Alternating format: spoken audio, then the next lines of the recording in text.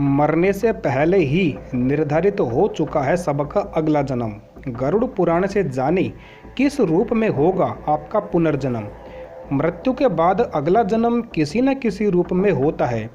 आपका अगला जन्म किस रूप में होना है ये पहले ही निर्धारित हो चुका है और इसका निर्धारण आपने स्वयं अपने कर्मों के आधार पर किया है।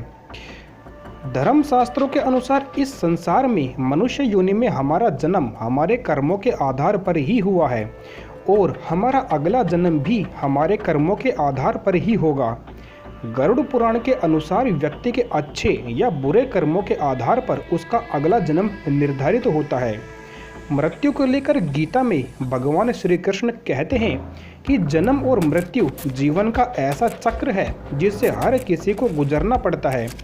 इसलिए संसार में जिसने जन्म लिया है उसकी मृत्यु भी निश्चित है और ये अटल सत्य है। गीता में ये भी कहा गया है कि मृत्यु के बाद केवल शरीर नष्ट होता है, आत्मा नहीं।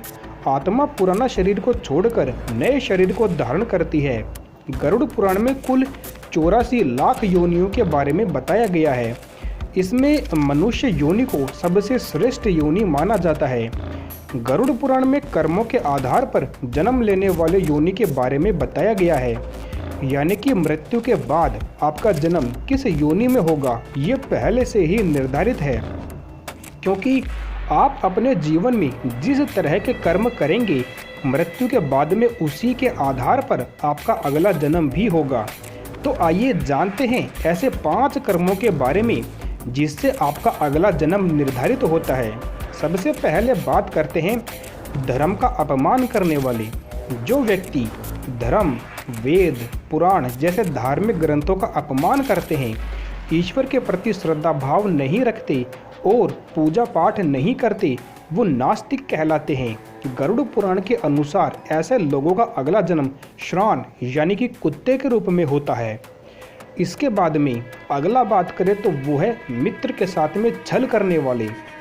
दुनिया में मित्रता का रिश्ता सबसे ज़्यादा खूबसूरत माना गया है, लेकिन कुछ लोग मित्र के रूप में शत्रु बने रहते हैं। गरुड़ पुराण के अनुसार ऐसे लोग जो मित्रों के साथ शत्रु बनकर छल करते हैं उनका अगला जन्म गिद्ध के रूप में होता है।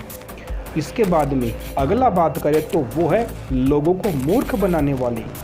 कुछ लोग चालाक और होशियार होते हैं। अपनी चालाकी से जो दूसरे लोगों को मूर्ख बनाकर उनका लाभ उठा लेते हैं या फिर अपना काम निकलवा लेते हैं। ऐसे लोगों को मरने के बाद में नरक में स्थान मिलता है। साथ ही ऐसे लोग अगले जन्म में उल्लू के रूप में जन्म लेते हैं। इसके बाद में अगला बात करें तो गाली गलौज करने वाले।